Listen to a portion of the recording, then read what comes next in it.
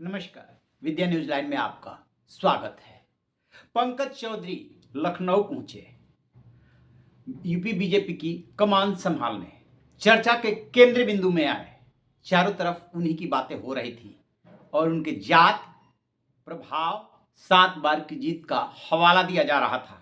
अभी ये चर्चा चली रही थी, इसी बीच एक नया नाम आया कि ये शख्स होगा बीजेपी का राष्ट्रीय अध्यक्ष।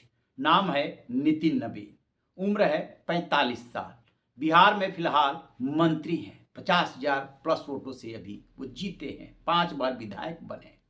कभी पटना वेस्ट के विधायक से अपने करियर की शुरुआत की थी और उसके बाद वो बन गया बांकीपुर और उससे लगातार जीतते रहे। कैबिनेट मंत्री हैं वहाँ पर। अपने लो प्रोफाइल हाई स्ट्रेटजी के लिए जाने जाते हैं। छत्तीसगढ़ के सह प्रभारी बनाए गए थे, विधानसभा चुनाव में चल रहा था तो वहाँ पे बीजेपी आ गई। तो अब सारा क्रेडिट नितिन नवीन को दिया जा रहा है कि कितने बड़े और अच्छे नेता हैं। बात यह है ही नहीं, ये वो बीजेपी नहीं है जो कभी अटल आडवाणी की हुआ करती थी। ये बीजेपी मोदी और अमित शाह की है। जब तक इनके फैसलों में राजनीति में रुचि रखने वाले लोग ये ना कह बैठे कि अरे ये क्या हुआ, तब तक इन्हें सुकून ही नहीं मिलता। ऐसे ही नाम निकाल करके ले आते हैं। नितिन नवीन के बारे में बहुत सारी चीजें आ गई हैं सामने, लेकिन इस सवाल का जवाब हर कोई ढूंढ रहा है कि कहां से निकाल करके इनको लाया गया। महज 45 साल की उम्र है। देखिए, इस सवाल का जवाब तो ये है कि बीजेपी अब नेक्स्ट जनरेशन की तरफ जा रही है। यानी कि 2014 में यदि अटल आडवाणी से बीजेपी आगे बढ़ी थी और नरेंद्र मोदी को चुना था 2013 में, बल्कि और 14 में तो वो बन ही गए, ठीक उसी तरीके से 2025 में अब नेक्स्ट जनरेशन की तरफ शिफ्ट हो रही है बीजेपी।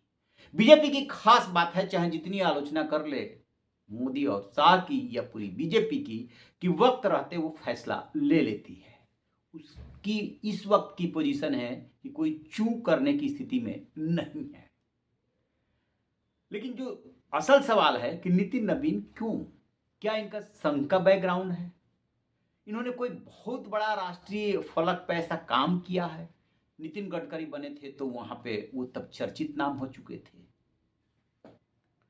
जेपी नड्डा के बारे में शुरू से माना गया कि इन्हें मोदी और शाह लेकर के आए हैं, तो इनको कौन लेकर के आया? अच्छा, इसको यहीं छोड़ते हैं, आप खुद ही अंदाजा लगा लेंगे। अभी याद कीजिए, अयोध्या में जब धर्म ध्वजा फहराई जा रही थी और उसके पहले पिछले साल जब प्राण प्रतिष्ठा हुई थी, तब आरएसएस के जो चीफ हैं मोहन भागवत, उनको उस समारोह में कैसी इंपॉर्टेंस मिली थी और इस समारोह में कैसी इंपॉर्टेंस मिली थी, दोनों की तुलना कर लीजिए, सवाल का जवाब मिल जाएगा। तब मोहन भागवत यानी कि 2024 के प्राण प्रतिष्ठा कार्यक्रम में मोदी का नाम लिए बिना जबरदस्त वार किए थे।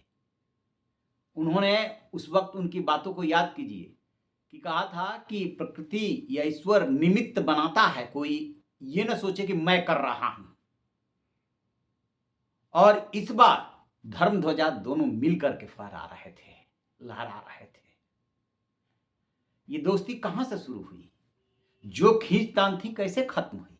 ये 75 पे समझौता हुआ था, 75 पे, जब मोहन भागवत ये कह बैठे कि 75 कोई डेडलाइन नहीं है। ये तो मोरपंख का उन्होंने उदाहरण दिया था कि उन्होंने एक ऐसे ही कार्यक्रम में जिसमें सम्मान किया जा रहा था, उसमें कहा था कि जब आदमी को साल उड़ाया जाने लगे और 75 की उम्र हो जाए तो समझिए कि वो रिटायरमेंट की तरफ बढ़ रहा है।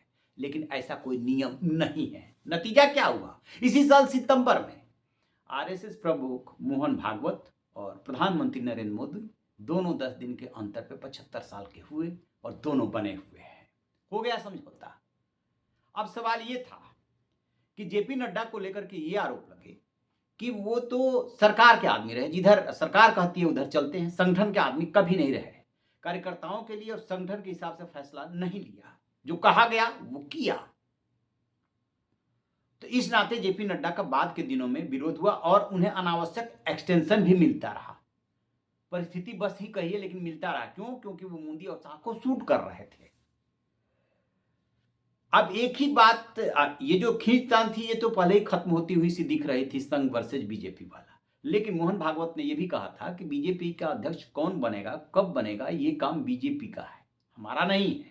हम अपनी सलाह दे देते हैं। उन्होंने अपनी सलाह दे दी, उनकी सलाह का असर क्या हुआ? क्या एकदम से वो हार गए? वो हारे तो नहीं, लेकिन मोदी जीते। उनकी बात कहां रखी गई कि जो जो पहले नाम आए थे, धर्मेंद्र प्रधान का भी नाम आ रहा था, भूपेंद्र यादव का भी नाम आ रहा था, मनोहर लाल खट्टर का भी शुरू में नाम आया था, शिवराज सिंह चौहान का भी खूब नाम चला है, तो इन नामों पे तो नहीं सहमति बनी।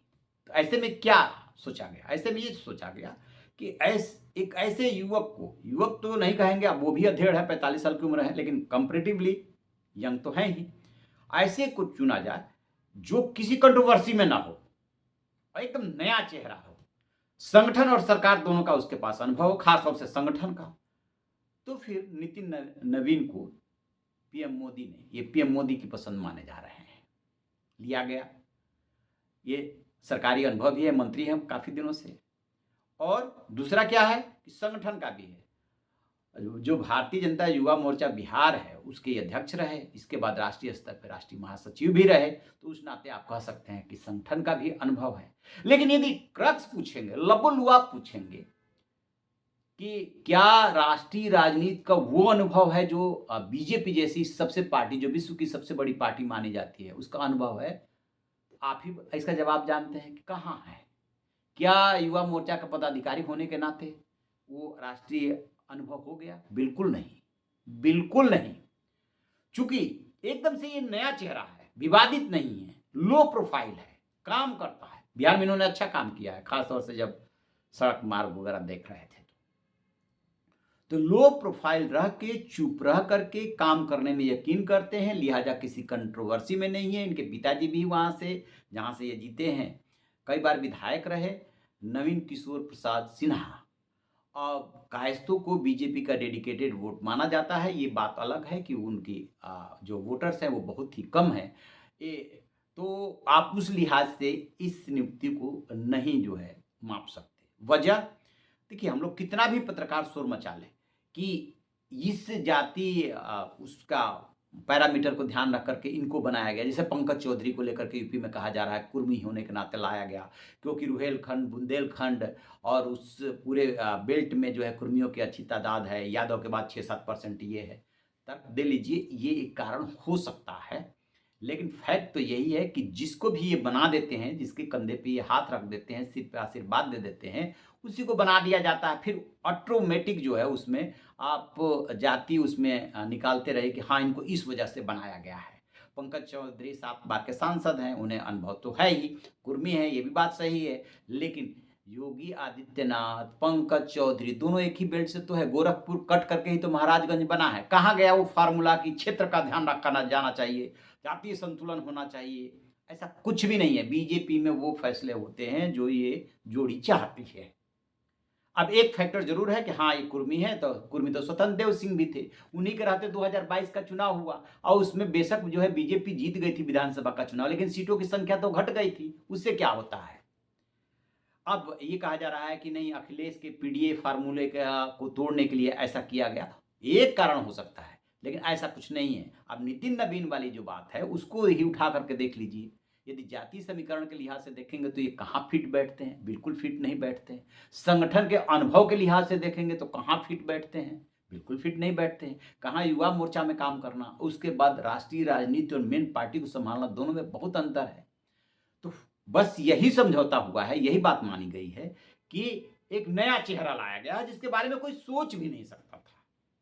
देवेंद्र फडणवीस की भी बात चली थी, तो एक नया चेहरा लिया करके इन्होंने रख दिया कि ये कंट्रोवर्सी में नहीं रहे हैं, अब आप इनके बारे में कुछ नहीं कह पाएंगे। बस ये बात रही। हाँ, इनकी बात ये रह गई कि जो इनके खास लोग माने जाते थे, यानी संघ की बात, उनमें से किसी को नहीं बनाया गया। चाहे भूपेंद्र यादव हों, चाहे पीयूष गोयल हो, चाहे धर्मेंद्र प्रधान हों, इनको नहीं बनाया गया। तो शिवराज सिंह चौहान को भी नहीं बनाया गया, संजय जोशी को भी नहीं बनाया गया, क्योंकि शिवराज सिंह चौहान जो है मोदी और शाह के आदमी नहीं माने जाते हैं। यदि वो माने जाते रहते तो मध्य प्रदेश के सीएम बने रहते, लेकिन कहाँ, उनको सेंट्रल में शिफ्ट कर दिया गया।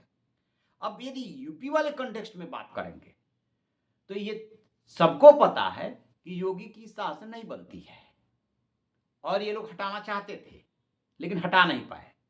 एक तो योगी की पीएम मोदी से अपने निजी इक्वेशन ठीक है, बेशक वो चाहें ना चाहें, लेकिन ऊपरी तौर पे आप देखेंगे तो सब ठीक है।